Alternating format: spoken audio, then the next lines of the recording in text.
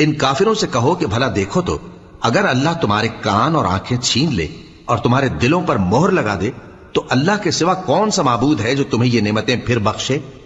دیکھو ہم کس کس طرح اپنی آیتیں بیان کرتے ہیں، پھر بھی یہ لوگ روگردانی کیے جاتے ہیں۔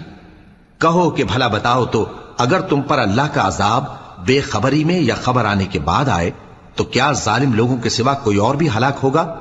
اور ہم جو پیغمبروں کو بھیجتے رہے ہیں تو خوشخبری سنانے اور ڈرانے کو، پھر جو شخص ایمان لائے اور نیکوکار ہو جائے تو ایسے لوگوں کو نہ کچھ خوف ہوگا اور نہ وہ غمگین ہوں گے، اور جنہوں نے ہماری آیتوں کو جھٹلایا ان کی نافرمانیوں کے سبب انہیں عذاب پہنچے گا۔ کہہ دو کہ میں تم سے یہ نہیں کہتا کہ میرے پاس اللہ تعالیٰ کے خزانے ہیں، اور نہ یہ کہ میں غیب جانتا ہوں، اور نہ تم سے یہ کہتا ہوں کہ میں فرشتہ ہوں۔ میں تو صرف اس حکم پر چلتا ہوں جو مجھے اللہ کی طرف سے آتا ہے۔ کہہ دو کہ بھلا اندھا اور آنکھ والا